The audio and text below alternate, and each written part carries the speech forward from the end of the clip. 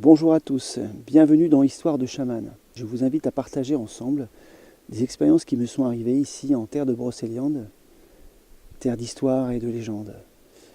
Ces expériences vous permettent de passer du monde visible au monde moins visible, d'expérimenter par vos sens d'autres façons de percevoir qui vous pouvez être, parce qu'il y a plein de personnages dans l'existence, et j'espère que nous allons partager des moments profonds, des moments joyeux aussi, c'est assez drôle en fait comme univers, et que ça va vous permettre de vous grandir à vous-même.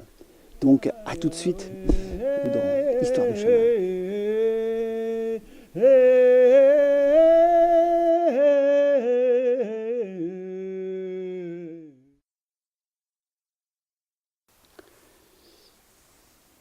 Aujourd'hui, c'est une histoire d'oiseau que je voudrais vous conter. Et j'en profite de l'occasion qui m'est donnée pour vous montrer une plume d'aigle, en fait, que la vie a eu la gentillesse de me poser sur mon chemin, un beau cadeau. Elle m'accompagnera pour vous conter cette histoire. Donc un jour, je suis allé voir des gens qui habitaient Vannes. Vannes, enfin dans le coin par là-bas, en Bretagne, côté Morbihan. Et il se passe ce qui se passe avec ces gens-là. Puis à un moment donné, on est dans le séjour, il y a une toute petite terrasse, et une terrasse qui fait l'angle. Et je regarde la terrasse depuis quelques temps, je ne sais pas pourquoi je regarde cette terrasse. Et il y a un oiseau qui atterrit sur cette terrasse. Alors on dirait un oiseau qui atterrit sur une terrasse, c'est le plus commun. Sauf que cet oiseau, c'est pas n'importe quel oiseau, c'est un oiseau que je n'ai jamais vu. Un oiseau tout en or, couleur or. J'ai jamais vu ça, on m'aurait dit qu'il avait été peint en or, quoi. Et pas trop petit l'oiseau, et on va dire qu'il faisait la taille d'un pigeon, un peu plus gros qu'un pigeon, voilà.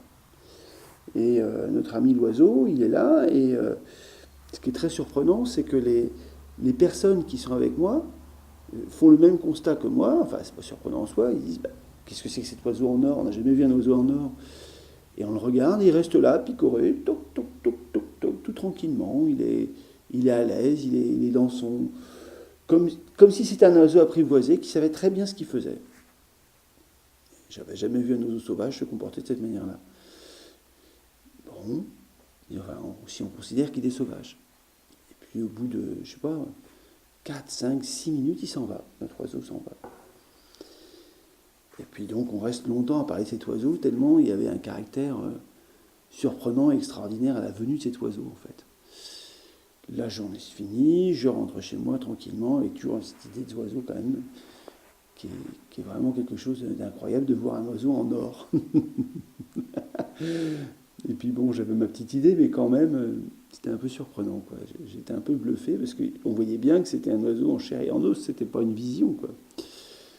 Et je rentre chez moi, il se passe des choses à la maison, comme toujours il se passe des choses.